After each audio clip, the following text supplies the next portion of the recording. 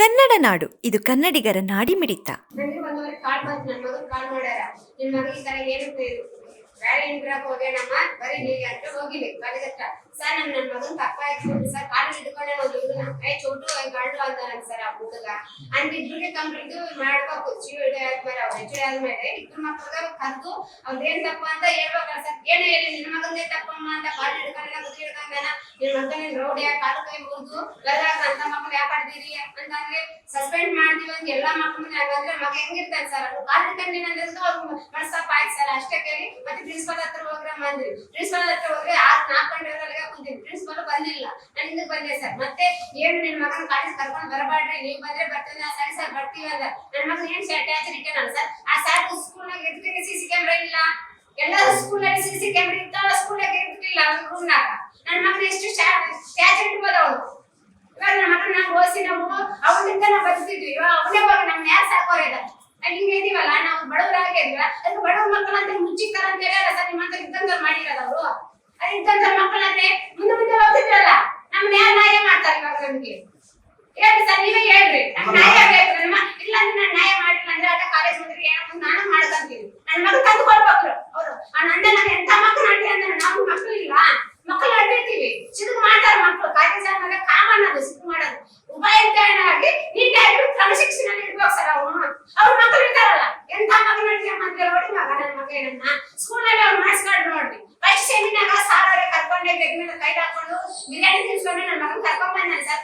College ಯಾವ student ನನ್ನ ಮಗ ಸಿದ್ದು ಮಾಡ್ತಾನೆ ಇರ್ಲಿಲ್ಲ, ಅಷ್ಟು ಸಿದ್ದು ಮಾಡಿದ್ರು ನನ್ನ ಮಗ.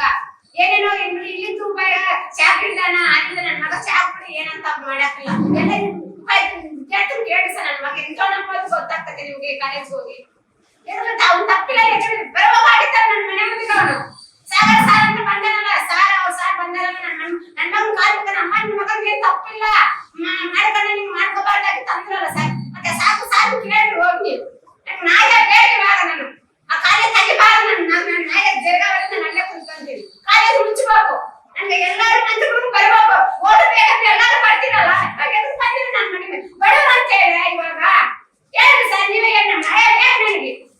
ನನ್ನ ಗಂಡು ಕೈ ಹಾಕಲ್ಲ, ನನಗೆ ಅದಕ್ಕೆ ಆಗತ್ತೆ. ಯಾಕೆ ಹಾಕ್ಬೇಕು ನನ್ನ ಮಗ ದುಡಿತಾನ. ನನಗೆ ಇನ್ನು 6 ತಿಂಗಳು ಸರ್ ನನ್ನ ಮಗ ಜಾಬ್ ನಲ್ಲಿ ಕುಂತ್ಕೊಂಡಿದ್ದಲ್ಲ. ನನ್ನ ಮಗ ನಮ್ ದುಡಿತಾನ ಅಂತ ಹೇಳಿ ನಾವು ದುಡಿದು ನಮ್ಮ ಮೈಯಾಗ ರಕ್ತ ಎಲ್ಲ ಸೋದಕ್ಕೆ ಇರ್ತಿದ್ವಲ್ಲ ನಾವು. ನಮ್ಗೆ ಯಾರು ಸಾಕ್ತಾರೆ ಇವಾಗ? ನಾನು ಯಾರು ಕೊಟ್ಟಾಗ ನನಗೆ ಏನು ಸಾಲ ಏನು ನನಗೆ? ಅವನೇನು ಹೋಗಿ ಬೇಸ್ ಹೋಗಿ ಎಸಿ ರೂಮ್ನಾಗ ಕುಂತ್ಕೊಂಡಾನ. ನನ್ನ ಮಗ ಹೋಗಿ ಮಣ್ಣಾಗ ಕುಂತ್ಕೊಂಡ್ಬಿಟ್ಟ.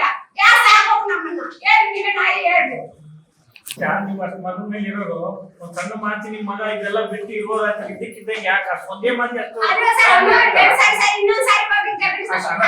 ಹಳೆದಾಕೆ ಬಯಸ್ತಾರೆ, ಯಾರು ಆತ್ಮಹತ್ಯೆ ಮಾಡ್ಕೊಂಡ್ರೆ ಆತರ ಬೈಬಾರ್ದು ಸರ್. ಮಕ್ಕಳನ್ನ ಒಂದು ಫೋನ್ ಕಾಲ್ ಬಂದಿರ್ತೈತೆ, ಮಾತಾಡ್ಬಾರ್ದು ಸರ್. ಲ್ಯಾಬ್ ತಪ್ಪು ನನ್ನ ಮಗಂದು ಲ್ಯಾಬ್ ಎತ್ತಬಾರ್ದು. ಕಟಿಂಗ್ ಬಿಟ್ಟು ಕೂಡ ಅಂತಾರೆ ಸರ್ ಸಾರೋರು.